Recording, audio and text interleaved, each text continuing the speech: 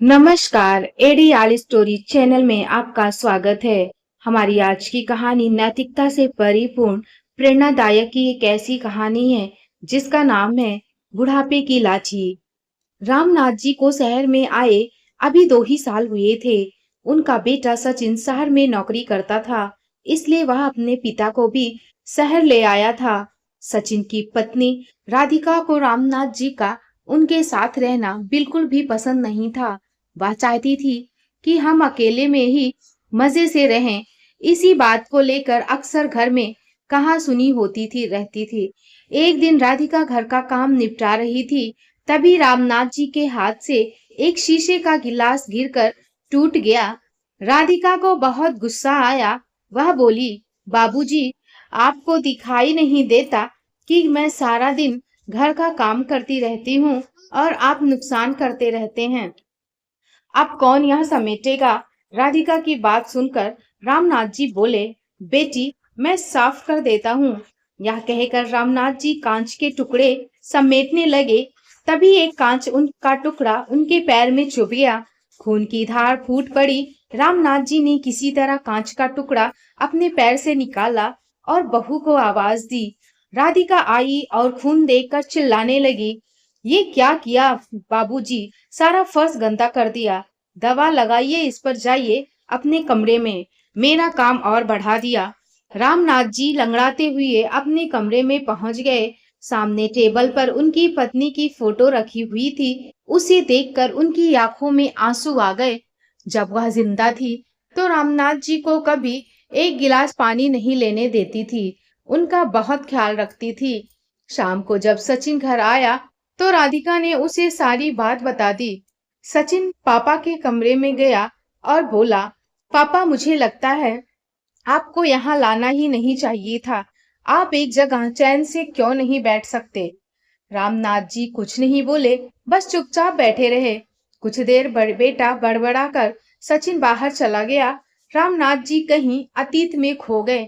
जब सचिन पैदा हुआ था तो उन्होंने पूरे गांव को दावत दी थी। उनकी पत्नी यशोदा ने बहुत लाड प्यार से सचिन को पाला। सचिन जब थोड़ा बड़ा हुआ तो रामनाथ जी उसे अपनी साइकिल पर बैठाकर स्कूल छोड़ने जाते थे। गांव से दूर बड़े से स्कूल में उसका दाखिला करवाया था। दोपहर को खेत में काम करते करते हमेशा घड़ी देखते रहते थे। जैसे ही सचिन की छुट्टी का समय होता, उससे पहले ही स्कूल के गेट पर वह पहुंच जाते थे। सचिन को घर पर छोड़कर फिर साइकिल उठाकर भरी दोपहरी में खेत पर जाते और रात तक मेहनत करते थे। सचिन जब 8वीं क्लास में आया तो एक दिन अपने पिता से बोला, पिताजी, आप मुझे स्कूल छोड़ने मत जाया करो। मेरे सारे दोस्त मजाक उड़ाते हैं। आप मुझे एक साइकिल दिलवा दो। यशोदा जी ने बोला, अच्छा, अपने बाप के साथ जाने में अब तुझे शर्म आती है? कोई साइकिल वाइकिल नहीं मिलेगी। जाना है तो तू पैदल जा। रामनाथ जी ने सचिन की बात को समझकर उसे साइकिल दिलवा दी। धीरे धीरे वह पढ़ लिख गया और शहर जाकर नौकरी करने लगा। रामनाथ जी से अब काम नहीं होता था। सचिन हर महीने कुछ पैसे भेज देता था। एक दिन सचिन गांव आया और उसने बताया कि उसने एक लड़की पसंद कर ली है। वो दोनों शादी करना चाहते हैं, लेकिन वह आप लोगों को शादी में नहीं बुला सकता क्योंकि आप लोग पूरी तरह से गंवार और देहाती लगते हो। इसलिए शहर की शादी में आप लोग सही नहीं रहोगे। यह सुनकर रामनाथ जी और यशोदा जी का दिल टूटकर चूर चूर हो गया। यशोदा जी तो यह सदमा बर्दाश्त नहीं कर पाई और बीमार पड़ गई। बीमारी के कारण यशोदा जी ने तो कुछ ही दिन बाद बिस्तर पकड़ लिया। 2 महीने बाद सचिन राधिका को लेकर गांव आया, लेकिन एक ही दिन रुककर वापस जाने लगा। रामनाथ जी ने उससे कहा, बेटा, कुछ दिन और रुक के जाओ, क्योंकि तुम्हारी माँ की तबीयत भी अभी ठीक नहीं हुई है और मुझे लगता है शायद तेरी माँ की अंतिम घड़ियां आने वाली हैं। कुछ दिन तुम लोग साथ रहोगे तो उसे भी अच्छा लगेगा। सचिन ने कहा, पिताजी, राधिका नहीं रुकेगी।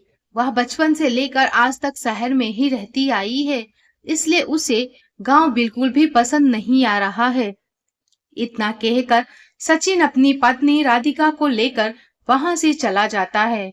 कुछ दिन बाद यशोदा जी अपने बेटे को याद करते करते बहुत ज्यादा बीमार हो जाती हैं।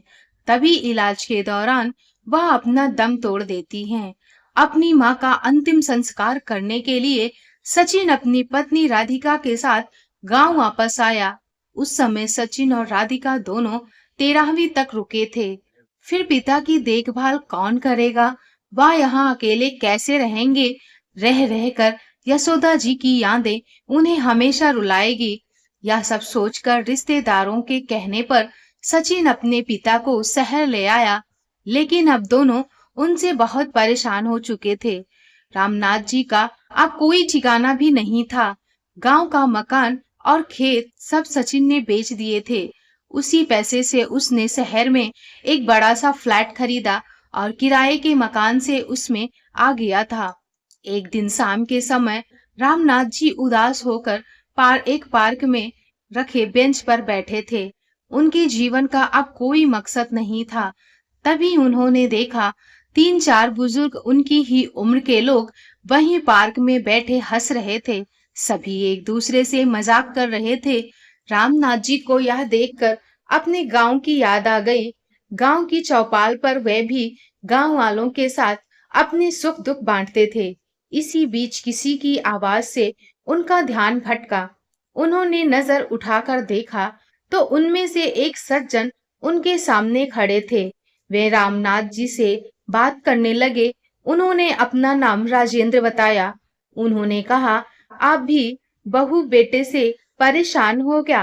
रामनाथ जी ने कहा, नहीं नहीं, ऐसी कोई बात नहीं है। यह सुनकर राजेंद्र जी हंसने लगे। अरे भाई, हमसे कुछ नहीं छिपा है। हम सब भी अपने घर वालों से बहुत परेशान थे, लेकिन आज देखो हम लोग कितने मजे में हैं। यहीं पास में एक वृद्धाश्रम है, हम लोग वहीं रहते हैं।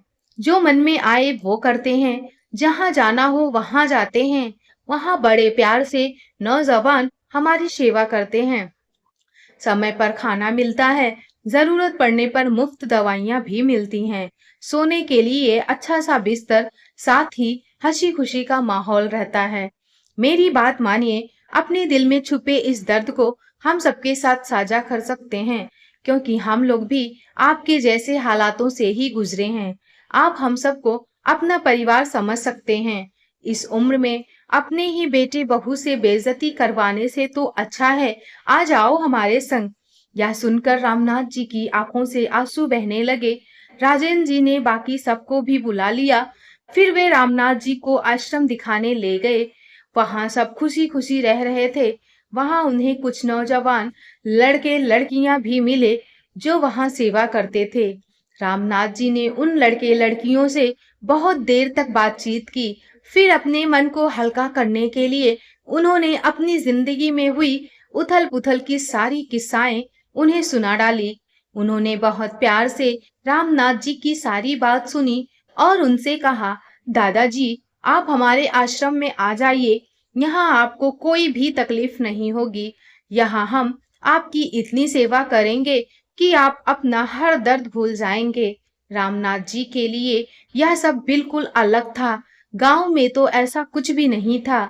अगले दिन वे अपना सामान लेकर घर से जाने लगे, पर बेटे बहू ने उनसे यह भी नहीं पूछा कि आप अपना बैग लेकर कहाँ जा रहे हो। इसलिए उन्होंने सचिन और राधिका को अपने आप से कुछ भी नहीं बताया और वृद्धाश्रम पहुंच गए। वहां जाते ही उनका भव्य स्वागत हुआ। अब वे वहीं रहने लगे। वहां उन्हें बहुत आदर सम्मान के साथ नाश्ता, खाना और पैसे भी मिलते थे। अब वे भी उस ग्रुप का हिस्सा थे जहां केवल खुशियां बांटी जाती थी। आज राजनाथ जी अपने गांव में बिताए हुए हर पल को बहुत याद कर रहे थे और बहुत दिनों बाद उन्होंने सुकून की सांस लेकर एक अच्छे से बिस्तर पर एक अच्छी नींद ली। दोस्तों, आज की दुनिया इतनी स्वार्थी हो गई है कि जो माँ बाप अपने बच्चों के लिए सब कुछ त्याग कर उनकी हर ख्वाहिशों को पूरा करते हैं, धूप में तपकर, खून पसीना बहाकर, पैसे कमाकर उन्हें इतने अच्छे से पढ़ाते लिखाते हैं ताकि वह बड़े होकर किसी काबिल बन जाएं। लेकिन बाद में वही बच्चे जब बड़ा आदमी बन जाते हैं तो बुढ़ापे में सहारा देने के बजाय, उनकी देखभाल करने के बजाय उन्हें अपनी जिंदगी का सबसे बड़ा बोझ मानने लगते हैं। जो माँ-बाप अपने बच्चों को एक पल के लिए भी अपनी आंखों से ओझल नहीं होने देते, वही बच्चे अपनी जिंदगी ऐशो आराम से जीने के लिए अपने ही बूढ़े माँ-बाप को हमेशा हमेशा के लिए अपने आप से दूर वृद्धाश्रम में छोड़कर चले आते हैं। दोस्तों, आपको ये कहानी कैसी लगी? नीचे कमेंट बॉक्स में कमेंट जरूर करें। हमारी कहानी आपको अच्छी लगी हो तो वीडियो को लाइक और शेयर जरूर करें। इसी तरह की और भी कहानी को देखने के लिए चैनल को सब्सक्राइब करना बिल्कुल ना भूलें। आइए मिलते हैं एक और बेहतरीन और प्रेरणादायक कहानियों के साथ। आपका बहुत बहुत धन्यवाद।